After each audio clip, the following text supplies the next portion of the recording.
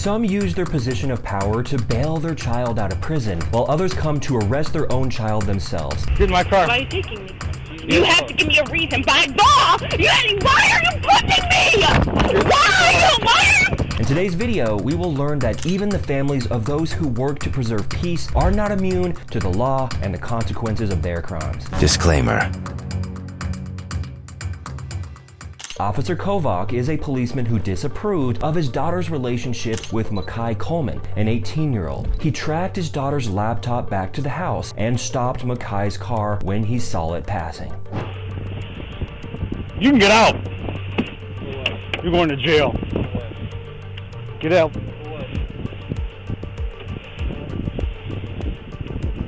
Have a seat in my car. We'll make shit up as we go. Any guns, knives, weed on you? What's that? Obviously. Go ahead and get smart before I can do something to you, even more.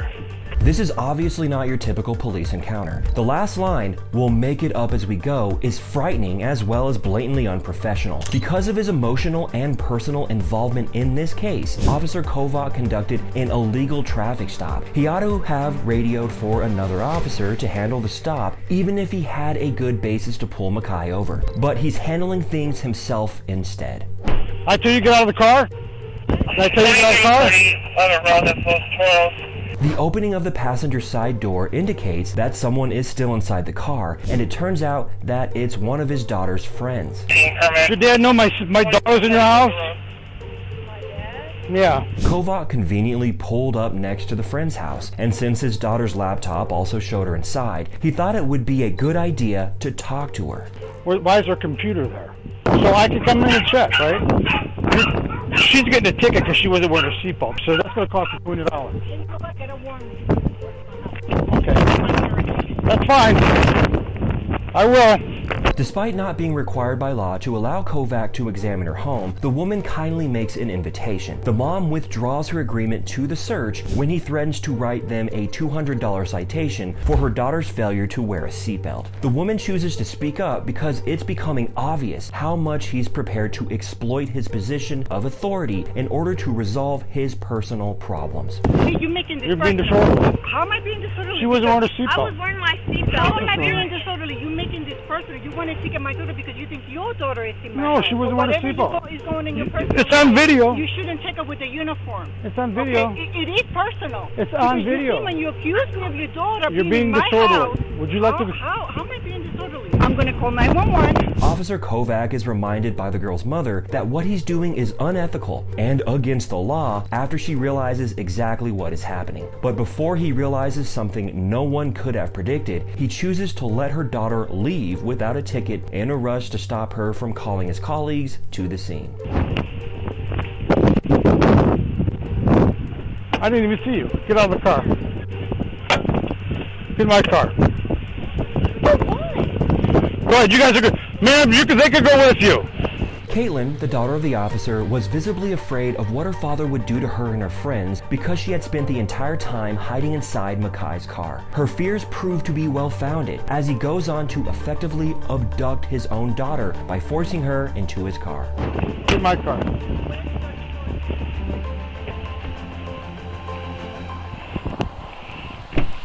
Goodbye. Goodbye. Goodbye. Get in my car. You can't. You can't take me. I am 18. Goodbye. Goodbye.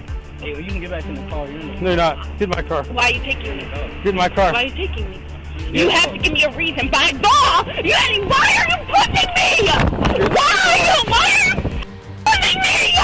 Why are you doing this? This is basically like Caitlin being abducted. Since she is an adult and hasn't broken any laws, she is free to come and go with whoever she pleases. But in spite of this, he informs her that she needs to accompany him to the hospital for a psychological assessment. It is unnecessary to highlight the appalling way in which Officer Kovac handled the whole affair. It was soon determined that Kovac behaved carelessly and unlawfully during the whole exchange. Kovac was called to a domestic abuse case and was recorded as an available available unit, but he never showed up. Officer John Kovach's unethical behavior resulted in his later termination from the police force. What transpires when a police officer has to detain his own daughter for a DUI is demonstrated in the next case. A white car was seen by a witness on December 28, 2022, striking a traffic light before speeding away. Following the collision, a portion of the car's bumper had to come off in the street. Police found the suspect's car at a gas station across the street about 15 minutes after the call, but the driver wasn't who they expected. Come back from Applebee's? Yeah, I had a drink. Okay. How old are you? 21. You're 21? Yeah. We're just going to play this out now. My dad is, Listen, your bumper's in the road over there. Okay, did you just hit that pole? No, I promise you I did not. No?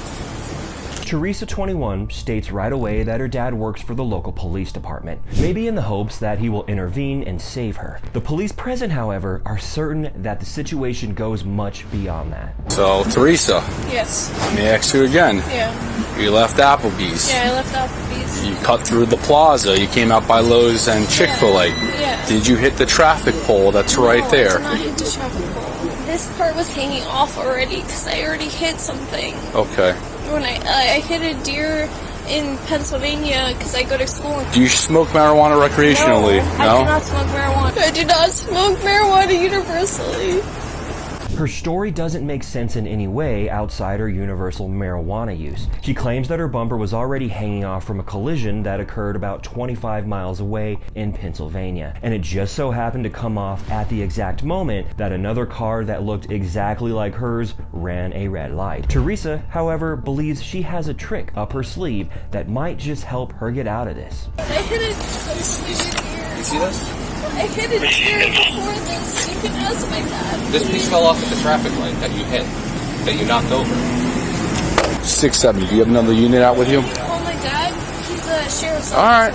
Hang out. Teresa mentions her father more than 5 times in the brief period of time that it takes, clearly hoping that he will be able to help her escape. However, the police are beginning to focus on what actually happened and are starting to acquire at least some of the truth from Teresa before he can arrive to save her. Did you drive away because you're scared because you had maybe had one drink and you think you're drunk? Yeah. And you might get arrested, but you don't seem like you're drunk? Yes. Is that what's going on? So you drove away because you're scared? Yes. So you might get some tickets and maybe you might get arrested? Is that why? Yes. Okay, so now we're starting to tell the truth, right? I remember hitting something, but I remember, like before this, I already hit something, and he was... So you're saying there was some damage, but obviously your bumper is over there like this officer was saying. This was already damaged. Okay. This was already Okay. damaged. This fell off because of already damage. Okay, but it fell off on Lanes Mill where the pole is in the middle of the road. I'm telling you, you Okay. just call my dad, he would tell you. Well, He's a here's sheriff's the officer, thing. I promise Your dad, the you. sheriff's officer, wasn't driving your vehicle tonight. Teresa confesses in this brief exchange that she did hit something, that she was more drunk than they thought, and that she was texting while driving. 3 moving violations that have separate penalties. The investigators decide to talk to her father, John, now that the truth has been revealed. But it turns out he isn't there to support her. Hey, John, how are you? So your daughter is a traffic law. What's the deal with that crash? Where's the damage on the car? Okay, the damage on the car there, it was like the front right bumper. John clarifies that although Teresa had earlier struck a deer, the damage to the front right bumper was not nearly as bad as what the car was currently suffering. All right, no problem. Can I come out? You guys out there? That's up to you. I'll see if she wants you to come out. If she wants, you to drive her home. I think it might be best if you come because, like I said, she's upset and still very nervous. So, okay. Yeah, I appreciate it. Let me come out there and I'll see you guys in just a couple minutes. Thank you. Okay. All right. Sounds good. Thanks, bye. All right. Teresa appears not to be going to obtain the redemption she had hoped for from her father, and 5 minutes later, he shows up to speak with the police. So, what she's saying, and where the damage was and everything, just doesn't really make too much sense. So, I'm trying to get some more information out of her, but like that. Yeah, no, so what it was is basically this was intact. Okay. This piece was missing, but these scratches here, that's all from a deer that she Okay, who's your supervisor? Not that I'm on, dude. I'm just asking. I got it. When John asks who their supervisor is, the police officers who arrived initially almost seem to be anticipating him trying to justify his daughter's actions, and they become very tense. It goes without saying that there are numerous instances of corruption in which law enforcement officials, particularly those at higher levels of the organization, utilize their influence to keep their relatives out of trouble. But the police soon discovered that what he's really trying to do is compile as much information as possible about the incident so he can evaluate it fairly. This soon becomes apparent when he attempts to piece together a sequence of events by going over his texts with her. So I just want to show you this so you can see it. You home 10:39. So what time did you stop her at? Because she probably hit it and was like, Dad, what the fuck do I do? Somewhere between 10:45 and 11. That's about right. John is eager to assist the police, but the sergeant on the scene requests that he stay out of the way in order to protect the objectivity of the inquiry. Everything has gone well thus far, except perhaps Teresa's behavior, which is a wonderful illustration of good police. Thus, the focus returns to what Teresa had previously indicated. She claims to have just had one drink at Applebee's, but it's beginning to look like she could be a little more inebriated than they thought. Some field sobriety tests were required to corroborate these concerns. So at this point in time, based off the testimony you did and everything that happened today, right, I don't think that you were okay to take the operation motor vehicle. Dad! So, Dad! you got everything. All right, You're Teresa, arrested for DUI. Go ahead. have a seat. Teresa was driven to the police station where her blood alcohol content was checked after being coerced into the car by her own father. The result was 0.17%, more than twice the allowed amount. Although Teresa has not yet received her punishment as of this posting, she has been given a court summons for driving while intoxicated, dangerous driving, and neglecting to report a car crash. However, what occurs when the daughter calls the police on her own father rather than the father being summoned to deal with his daughter? Precisely what happened on March 24th, 2023, when authorities were called to a domestic abuse case that wasn't what they had anticipated.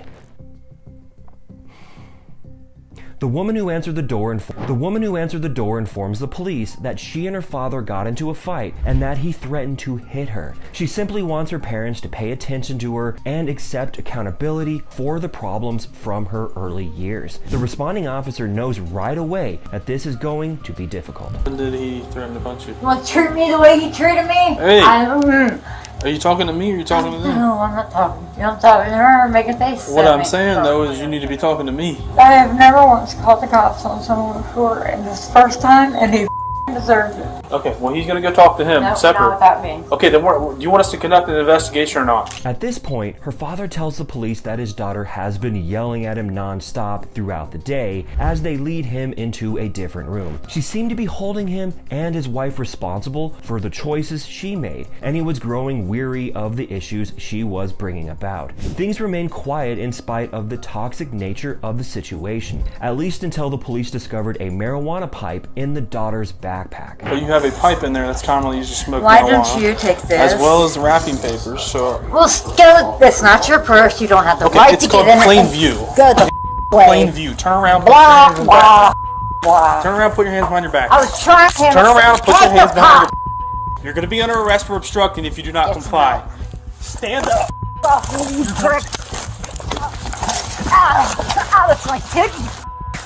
Oh, that's fine. No. Get on my back, get on my back. Give me your hand. Stop resisting. Simple. He started threatening, punching me, and I thought I had to call you guys for it. The woman purposely kicked one of the policemen during the altercation and resisted being taken into custody. The police read her rights and escorted her to the patrol car after searching her bag and discovering a variety of illegal narcotics and intoxicants. However, once inside the house, things continue to become more bizarre. After deciding to look into the matter more, the officer hears a sound coming from the restroom. It happened back there. Something fell down back there. Probably Christine in the bathroom. Who's Christine?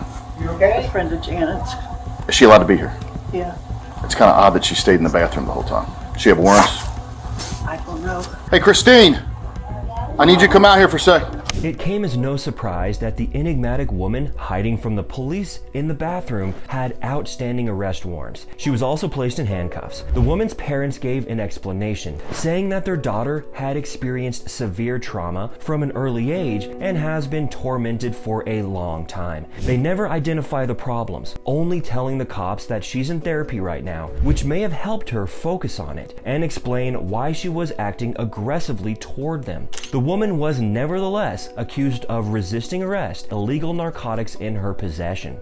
The fact that the parents were not prosecuted indicates that their daughter's call was a complete failure. Based on our current understanding, it appears that the parents were largely correct in this situation and had only been dealt a terrible hand. And if you want to see more questionable cops and insane arrests, click the next video on screen.